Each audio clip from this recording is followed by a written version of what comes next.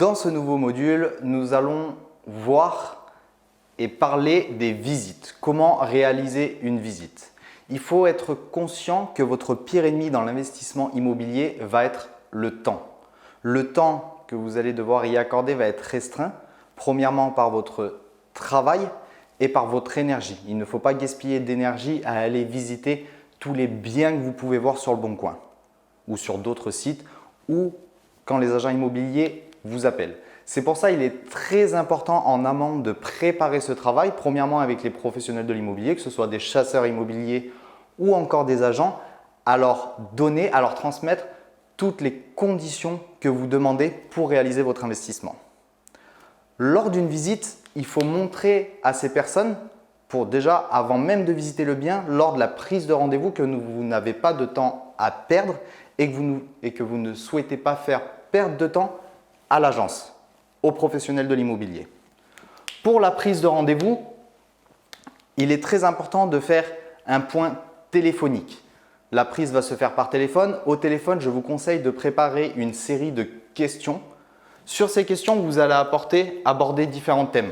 Alors déjà, bien évidemment, le temps. D'ici combien de temps dans combien de temps vous pourrez visiter le bien? Depuis combien de temps est-ce qu'il est à la vente? Commencez déjà à aborder ces questions-là.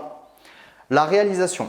Une fois que la personne vous a présenté le bien dans sa globalité, demandez-lui si la réalisation de votre projet est envisageable.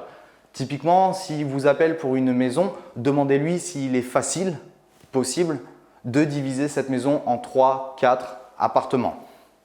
Deuxièmement, le prix. Lorsqu'il vous annonce le prix et que alors que vous avez déjà vu une annonce avec un prix, demandez-lui directement si ce prix est un prix qui est ferme et définitif. Si l'annonce est très récente ou n'est même pas encore apparue sur le marché de l'immobilier et que le prix n'est pas bon, les personnes ne seront peut-être pas prêtes tout de suite à entendre une négociation. Donc voilà, validez bien le fait que le prix peut être négocié ou non. L'environnement. Alors même si vous connaissez et vous avez étudié votre environnement, faites-le valider par l'agent immobilier. Les fréquentations, le type de locataire, etc. Il faut bien valider votre environnement. Quatrièmement, le marché. Le marché locatif, c'est-à-dire quel est le potentiel locatif que va offrir ce bien. Alors, encore une fois, vous l'avez étudié, mais c'est bien de l'entendre d'une autre oreille. D'une, ça va vous montrer aussi la confiance que vous pouvez avoir avec l'agent immobilier. Si vous, de votre côté, vous savez qu'un appartement de type 2 de 38 mètres carrés va se louer 420 € et que l'agent immobilier vous dit on est à 500 €, voilà, ça montre soit il n'est pas vraiment franc sur son prix de vente, sur les rentabilités sur lesquelles il va vous annoncer, une rentabilité brute bien évidemment, soit alors le bien est vraiment exceptionnel et là du coup il est intéressant pour vous de rentrer un peu plus profondément dans le sujet, dans le dossier. À la suite de cet échange téléphonique que vous aurez eu avec le professionnel, vous allez pouvoir déterminer déjà oui ou non si l'investissement est bon.